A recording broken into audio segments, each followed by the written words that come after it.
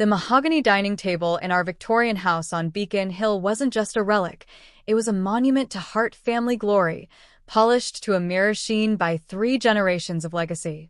Growing up, I'd trace my fingers along its edge, imagining the stories it held: Great-Grandpa Hart's shipping empire, Nana's wartime grit, Dad's real estate coups. It was sacred, until it became the scaffold where they hanged my dreams. My college acceptance letters, Harvard, Stanford, MIT, lay strewn across its surface like medals from a war I'd fought alone.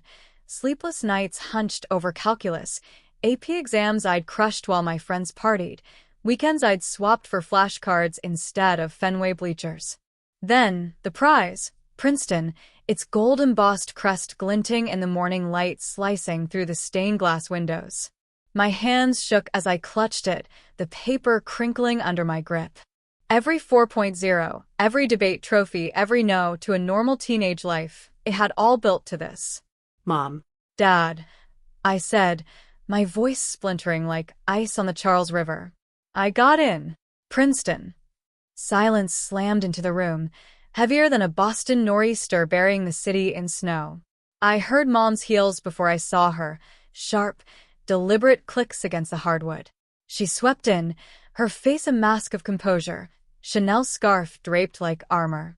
Dad trailed behind, his usual strut deflated, shoulders sagging like he'd just watched the Red Sox blow a playoff lead in the 9th.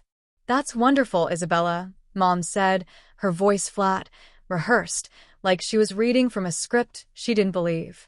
They exchanged a glance, quick-loaded. Dad loosened his silk tie, cleared his throat with a rasp. "Sit down, honey. We need to talk." Dread pooled in my gut, thick and cold as wet cement. "We've made a decision," Mom began, her manicured fingers trailing the table's edge, avoiding my eyes like I was a stranger. "Your brother Nathan, his startup, renewable energy storage, it's on the cusp of something massive. A game changer." Dad jumped in, voice tight but firm. "He needs capital. Serious capital. And after long talks, we're investing in him. In the company." "That's great," I said, slow, my heart hammering against my ribs. "But what about my tuition? The college fund you've been saving since I was in diapers?" Silence again.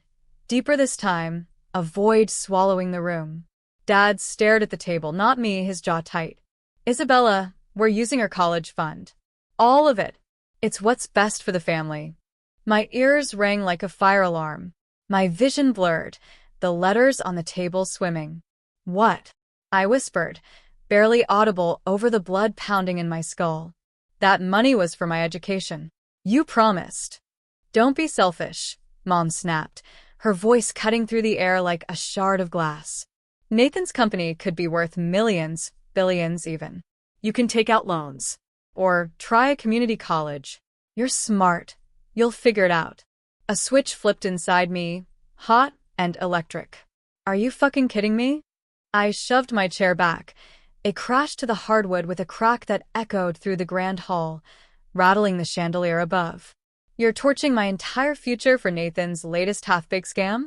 The guy who blew through 2 startups and a Tesla-funded YouTube flop that didn't even hit 400 views. "Enough, Isabella," Dad roared, slamming a fist on the table, the sound reverberating like thunder.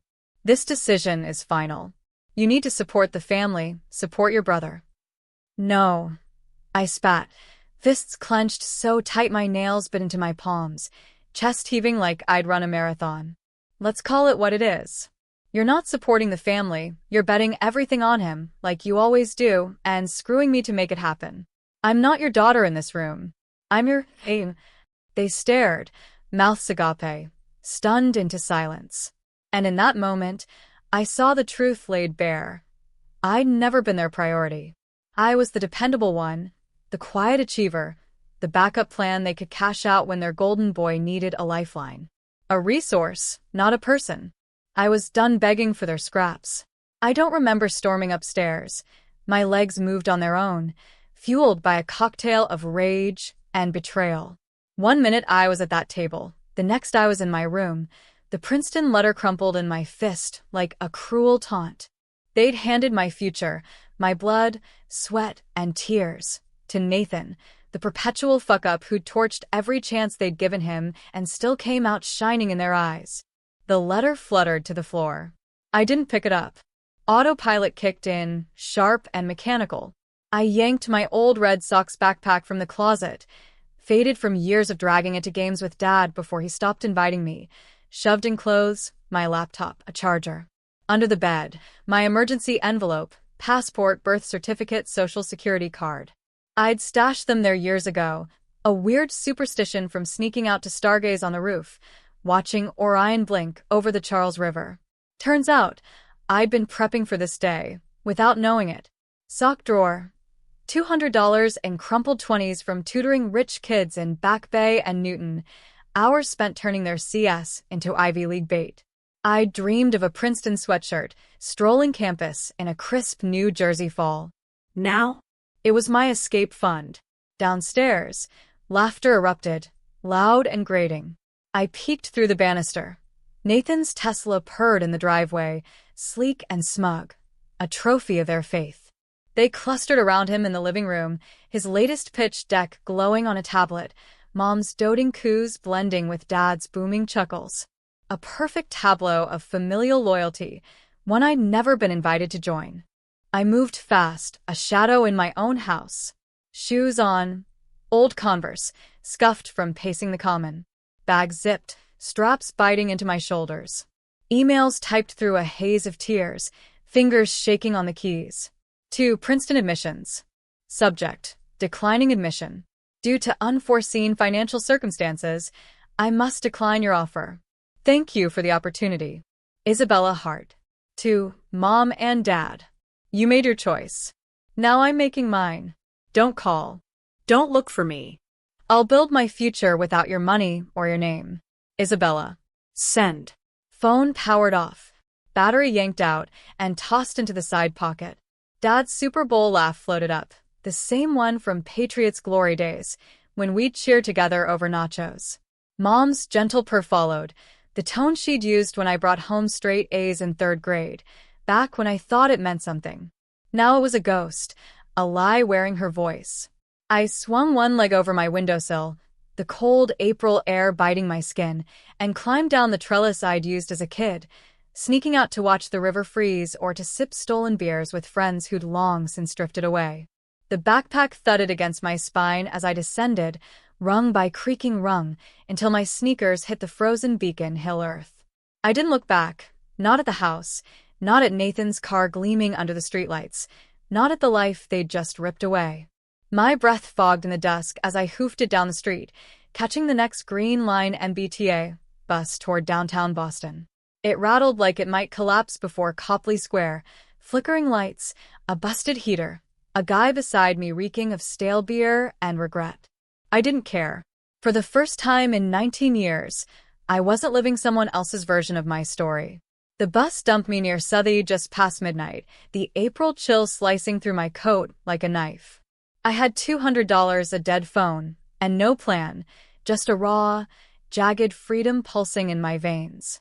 Across the street, a diner glowed under a flickering neon sign, open 24 hours, like a gritty postcard from a Springsteen song. I crossed, backpack hugging my shoulders, and stepped inside. Warmth hit me like a wave. Burnt coffee, frying oil, the faint sweetness of day-old donuts. Cracked red vinyl booths lined the walls, hosting a sparse crowd. Truckers nursing black coffee, a nurse scrolling X at the counter, a guy cradling a beer like it was his last lifeline. I slid into a corner booth, shoving my bag under the table, and stared at the laminated menu. Pancakes for $3.99, a burger for $6.50, like it held the key to my next move. My stomach growled, but every dime mattered now. More coffee, hon? The waitress, Maria, Latina, gray streaks in her tight bun, 5 gold stars pinned under her name tag, poured without waiting for an answer. Her apron bore a faint ketchup stain, but her eyes were kind, sharp. They clocked my tailored coat, Mom's hand-me-down boots, the laptop I hadn't hidden fast enough. Runaway rich girl. She'd seen my kind before, probably hauled a dozen of us back from the edge. I nodded, throat raw. Sure. She paused, mug hovering. You okay? The question hung there, simple but loaded. I could have lied, but something in her steady gaze cracked me open. Are you hiring? I blurted. She blinked, caught off guard. Hiring. Anything, I said, leaning forward. Dishes, floors, trash, whatever you've got. She studied me, my trembling hands, my too clean nails, the desperation I couldn't mask, then scribbled on an order slip and slid it across the table. Kitchen help. 6 to 2. Minimum wage, split tips. Start tomorrow. I nodded so fast my neck twinged. Yes. Please. She didn't smile, just nodded back. Motel down on Dorchester Avenue, tell Jimmy Maria sent you. $50 a week. Roaches come free. That night, in a dingy room that stank of bleach and stale cigarettes, I sat on a lumpy mattress, the Princeton letter beside my emergency docs, a relic of a life that had evaporated in one gut punch. I should have been sobbing, screaming, clawing at the walls. Instead, I was plotting. My laptop glowed in the dimness, casting shadows on the peeling wallpaper. Elite academic consulting. Specialized tutoring, Ivy League prep. Founded by a Princeton-accepted scholar. I coded a site with AP Comp Sci skills. Clean, professional, no frills. Bought a $12 domain with a burner debit card. Designed a logo, a torch, sharper than Princeton's mine alone. By 4 a.m., I'd hit a 24-hour print shop down the block, 200 business cards, ink still warm when I stuffed them into my bag. Isabella Hart was gone, burned to ash in that dining room. Kate Morgan rose, smart, scrappy, and answering to no one. Next morning, I walked into the diner kitchen. Grease hung thick in the air, pans clattered like a war zone. The dishwasher wheezed like it was on its last legs. I scrubbed plates with a fury I didn't know I had, hands pruned and raw by the end of my first shift. $18 in tips, grubby singles and quarters from the waitstaff pool. Win number 1. Between shifts, I offered to help Maria with inventory, counting ketchup packets and coffee filters in the cramped storeroom, a tedious gig that earned me a quiet gracias and a nod of respect. On my break, I sat with her daughter, Sophia, 15, shy, drowning in a calculus test prep. I walked her through derivatives step by step, scribbling on a napkin until her eyes lit up. Oh, shit, I get it, she grinned, clapping a hand over her mouth. Win number 2. A regular, Bruins cap, burger grease smeared on his chin, overheard me coaching Sophia through quadratic equations. You tutor? He asked, wiping his hands on a napkin. My kid's failing algebra. Drives me nuts. 40 an hour, I said, sliding a business card across the table with a confidence I faked. He grunted, pocketed it. Deal. Client 1. Win number 3. By week 3, I jacked my rate to $60 and had 5 regulars, kids of doctors, lawyers, a South End restaurateur with a chip on his shoulder. I'd slip cards into check folders at the diner, flashing a grin like I wasn't still sleeping in a roach motel. By month 2, tutoring cash let me cut diner shifts to weekends, $300 a week steady enough to breathe. But I stayed on part-time, balancing Maria's books over pots of her perfect tea, trimming costs like I'd been born to it. You got a gift, Kate, she said one Sunday, ledger squared, steam curling between us. Not just with numbers, with people. They trust you. She was right, and I was just getting started. One night, after a brutal double shift, grease under my nails, back aching, I landed my first big fish, a Back Bay lawyer's son, Yale or bust, drowning in pre-calc, $100 an hour. I said, voice steady despite the sweat on my palms. He paid cash up front, a crisp stack of 20s. I celebrated with a $5 Dunkin' Run, Boston cream donut, coffee black as my mood, the taste of victory sticky on my tongue. Then, a Tuesday session in a cramped South End apartment changed everything. Emma Chun, 16, sharp as a blade, daughter of James Chun, the billionaire behind Volt Edge Technologies, sat across from me. gnawing a pencil while I drilled her on AP Econ supply curves. She was distracted, fidgeting with her flashcards, eyes darting toward the hallway where her mom's voice hissed low and tense. "Sorry," she muttered, shoving the cards aside. "Dad's losing it. Their big energy storage project. It's falling apart." My pulse spiked, a jolt of recognition. "Energy storage? He's sunk millions into it," she said, voice dropping. "Can't pull out now. Mom says they've bet the whole damn company on this. He's yelling at engineers, not sleeping, it's bad." Nathan's buzzwords slammed into me. Thanksgiving rants over turkey and stuffing, his grand plans for revolutionary energy tech while I cleared plates like a good little sister. Same vague promises, same swagger. After Emma left, I stayed up all night in my motel room, the neon sign outside buzzing like a swarm of bees. I dug through white papers, industry patents, failed prototypes, anything I could scrape from the web on spotty Wi-Fi. Nathan's design flaw glared back at me. Thermal regulation that'd overheat under scale, a ticking bomb. And my fix? A hybrid cooling matrix I'd sketched in a notebook years ago, back when I thought I'd be an MIT engineer, not a runaway washing dishes. No Silicon Valley suit would take a 19-year-old tutor seriously. But Kate Morgan, with a growing network of Boston's elite from tutoring their spoiled spawn, that was a foot in the door. It took 3 weeks, late-night calls to clients' parents, LinkedIn intros greased with flattery, emails to Chen's assistants that danced the line between bold and desperate. No begging, just a pitch. I can say Voltage's flagship project.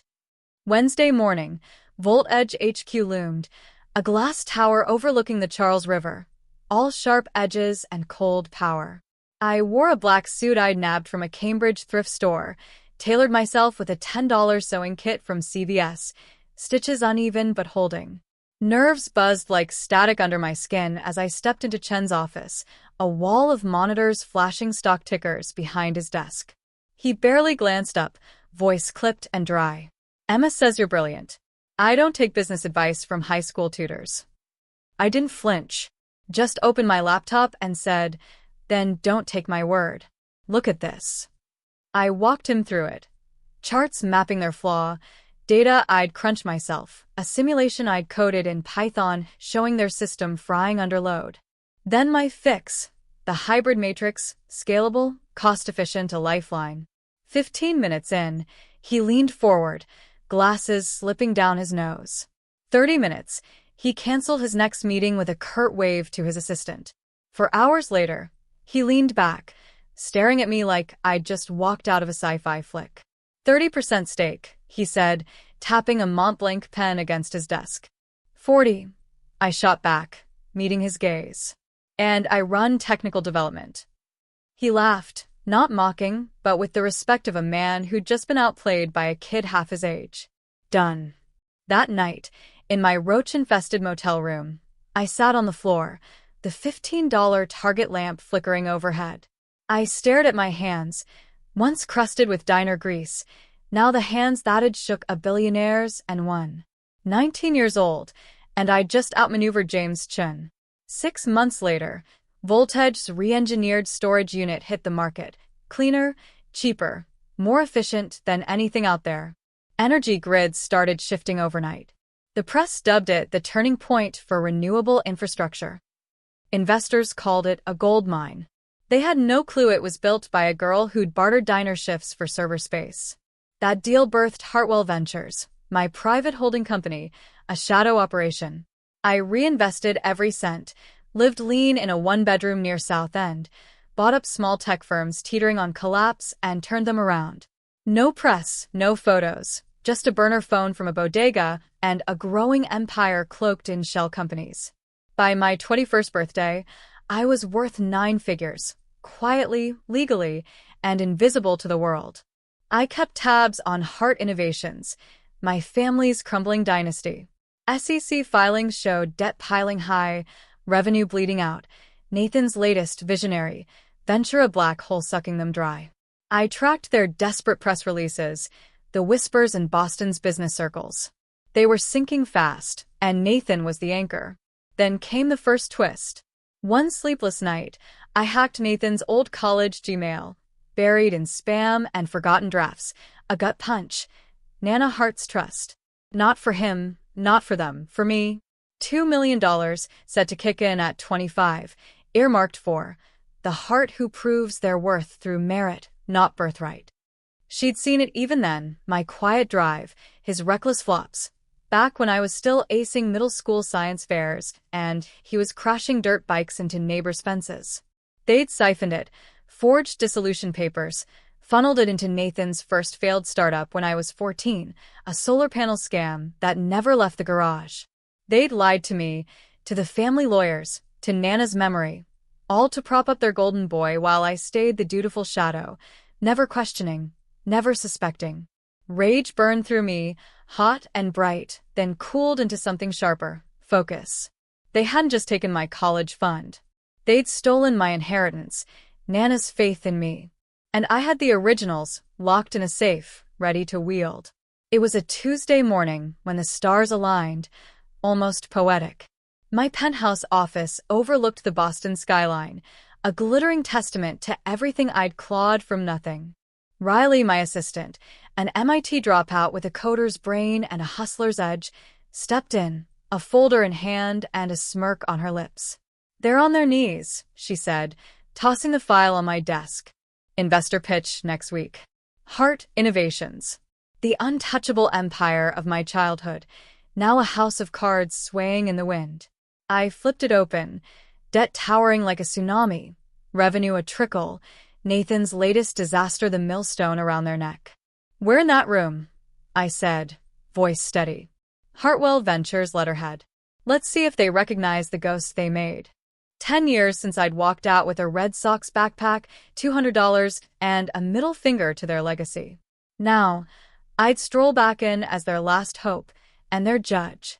The night before the pitch, I couldn't sleep, adrenaline buzzing, laptop humming. I dug deeper, cross-referencing Nathan's emails with Heart Innovations financials from a decade back. A stray thread snagged my eye, an offshore account, Cayman Islands, linked to his name. Not company funds. Personal. Then the bomb, a leaked memo, Nathan to a sketchy VC, dated a year after I'd bolted. "Mom and Dad are tapped out. Use Sis's trust to cover the last bust. I've got a side deal. 20% kickback if you front this next one. They'll never know. Cash goes to Cayman." My breath caught. He hadn't just taken my money. He'd been skimming theirs too. Millions siphoned from Heart Innovations over the years, funneled offshore to bankroll his Tesla, his pitch decks, his Playboy act, while they sank deeper, blind or too proud to see the snake in their nest. He'd played the loyal son, the visionary, while bleeding them dry behind their backs. I printed the memo, added it to Nana's trust docs and bank trails. This wasn't just my war anymore, it was theirs too, if they'd face it. Heart Innovations HQ still wore its granite shell, but inside, it was a decaying relic, smudged windows, dim lobby, the gold logo tarnished by neglect. I strode through the revolving doors and a custom navy suit, tailored in Back Bay, worth more than Nathan's last flop, heels clicking like gunfire on marble. The receptionist scrolled TikTok, oblivious. Top floor boardroom. Dad, silver-haired, suit wrinkled at the elbows, clinging to a fading command. Mom, spine rigid, pearls dull, eyes sunken with a decade's exhaustion. Nathan, slouched, thumbing his phone, tie half undone, the same careless bastard I'd walked away from. "Miss Morgan," Dad said, rising with a shaky hand outstretched. "Thank you for coming. We've heard impressive things about your firm." I shook it, firm, letting him feel the tremor in his grip. "Let's get started." Their pitch was a mess, flickering charts, numbers that didn't hold, hollow bravado masking desperation. I let them flounder, my face a blank wall. Then I opened my laptop, casting figures onto the screen behind me. "Your decline started 10 years ago," I said, voice calm and cutting, tied to a string of reckless bets. Click, revenue tanks. Click, debt soars. Click, $289,000, Hart Family Education Fund. Mom's hand flew to her mouth, A choked gasp. Nathan's phone clattered to the table. Dad paled, knuckles whitening on the table's edge. "How did you?" he stammered, voice breaking. I stood, paced to the window, letting them stew, the Boston skyline sprawling like a gallery of my victories. "Tell me, Mr. Hart," I said, turning slow, "what's your biggest business mistake?" He grasped for air. "Expanding too fast, maybe." "No," I sliced, cold as ice. "It was thinking your daughter would just vanish." Silence swallowed the room, thick and suffocating. "Hello, Dad." Mom. "Nathan," I said, letting the names hang like smoke. "I'm Isabella Morganhart, and I own 40% of your debt." Mom sobbed, a broken sound. Dad clung to the table like a lifeline. Nathan blinked, mouth flapping like a fish out of water. You changed your name," Mom whispered, twisting her pearls until they looked ready to snap. "No," I said, stepping closer. "I changed my future. You didn't get the invite." "Why now?" Dad rasped, voice a ghost of its old boom. "To show you," I said, "what I built from the ashes you left me. Alone. While you banked on the wrong kid." "What do you want?" he asked, clawing for control. "An offer," I said. "I save Heart Innovations, your legacy, your pride. My terms." Their eyes flickered, hope warring with dread. "Term 1, Nathan's out. No titles, no ventures, no more handouts." "What?" he roared, leaping up, face red. "You can't." "Sit down," Dad barked, voice a whip crack. "She owns us." "Term 2, you retire. Effective now. The company needs fresh blood, not 1980s playbooks." Mom swallowed hard, lips trembling. "And the third," she whispered. I walked to my old seat, the one I'd sat in a decade ago, clutching my Princeton letter while they tore my world apart. "Say it," I said, soft but steel-edged. "Sending me away was the best thing you ever did for me." It was. Mom choked, tears spilling. "You're extraordinary, Isabella." I nodded, letting it sink in, then reached into my briefcase, pulling out 2 manila envelopes, sliding them across the table with a flick that echoed in the silence. "Open them," I said, voice dropping to something dark, lethal. Dad hesitated, hands trembling as he lifted the first flap. His face drained of color. Nana's trust docs, forged dissolution papers, bank records tracing $2 million to Nathan's first flop. What is this?" he stammered, voice a whisper. "Nana's trust," I said, stepping closer. "For me. You stole it, forged it away to prop up Nathan while I scrubbed dishes to survive." Mom's gasp was raw, her hand clutching her chest. Nathan shrank, eyes wide. Then the second envelope. Dad's fingers shook as he pulled out the memo. Nathan's Cayman scheme. The VC deal, the kickbacks. "What the hell is this?" Dad roared, whirling on Nathan, papers crumpling in his fist. I leaned in, voice ablade. "He didn't just take my money. He's been skimming yours, millions offshore, stashed while you sank. Your golden boy's a thief." Nathan paled, sweat beading. That's fake. She's lying." "Bullshit," I said, tossing bank statements onto the table, wire transfers, dates, Cayman account numbers. "You played them like you played me." Mom sobbed openly, hands over her face. Dad stood, trembling with rage, staring at Nathan like he was a stranger. He scanned the memo again, eyes locking on the damning lines, then turned, voice low and lethal. "You didn't just ruin your future," he said, stepping toward Nathan, fist clenched. "You almost took down the family name." Before Nathan could flinch, Dad's hand cracked across his face, a sharp, brutal slap that rang through the room. Nathan staggered back, chair screeching, hand flying to his cheek. His eyes, wide, wet, met Dad's, shock melting into something shattered. Tears spilled, his chest heaving, body quaking like a scolded child, not the man who'd bled his family dry. "You ungrateful little shit," Dad hissed, voice thick with betrayal, his hand hovering like he might hit again. "We gave you everything, and you stabbed us in the back." Nathan collapsed into the chair, hands shaking, tears streaking his face, pooling with sweat on the table. I didn't mean.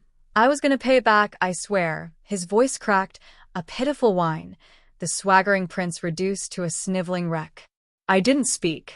Just watched, arms crossed, and gave a single, slow nod, acknowledging the ruin he'd wrought, the price he'd earned.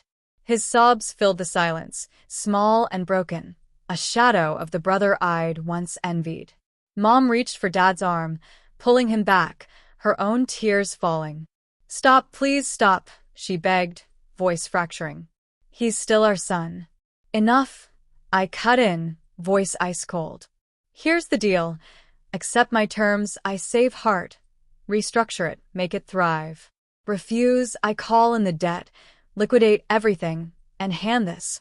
I tapped the envelopes. "To the feds." Fraud. "Embezzlement. Your choice." The room was a tomb. Dad sank into his chair, staring at the papers, Mom at me, Nathan at the floor, sniffling, a defeated heap. I turned to leave, heels clicking toward the door. Pausing, I half-turned, voice light but edged with steel.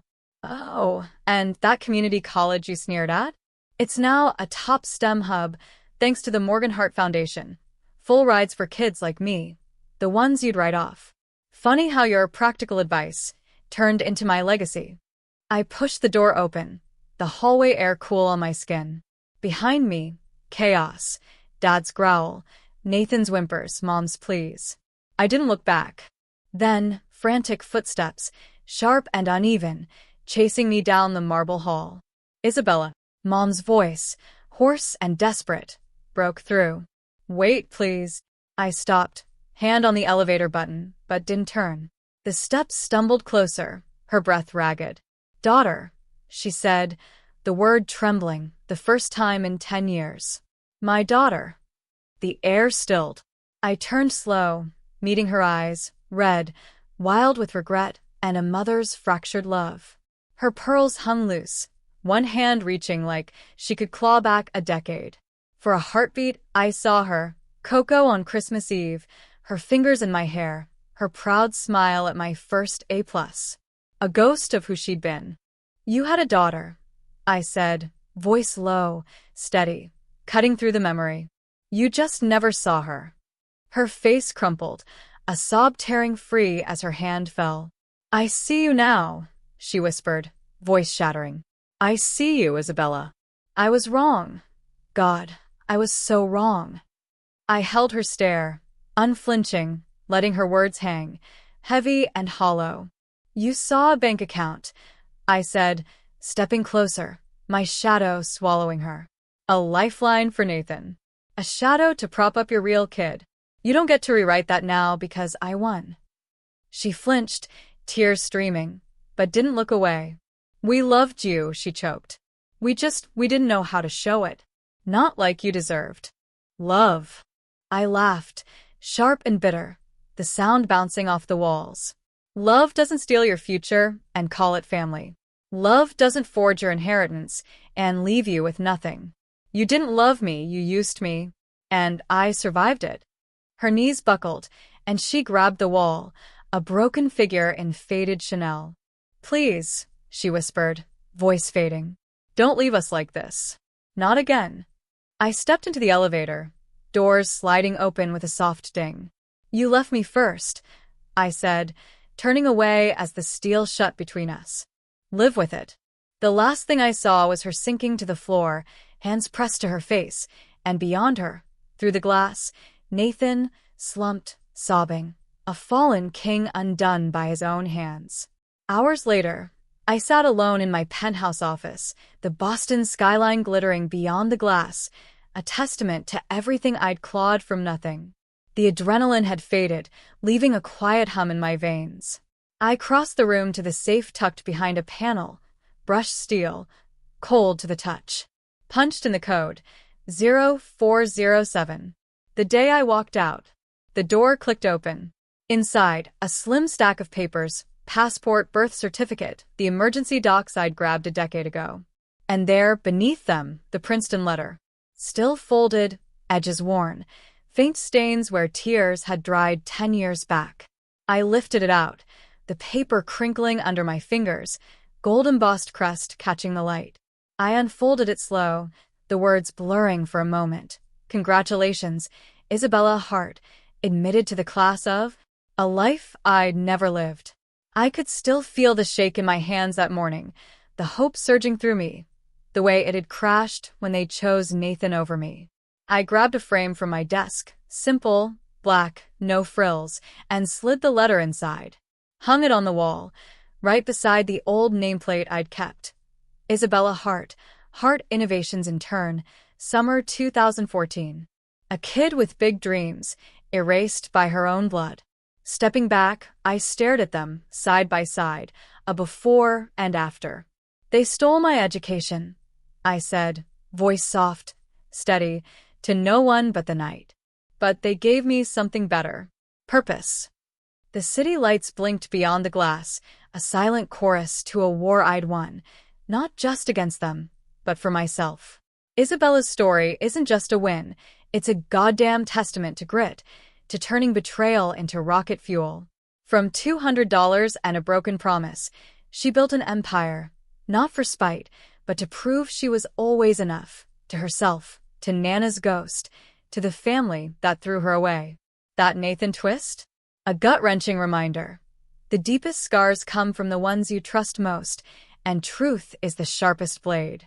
Whether you're 19, scraping by in a Southie motel, or 90, rewriting your own legend, it's never too late to rise. Craving more underdog epics with twists that hit like a freight train? Smash that subscribe button.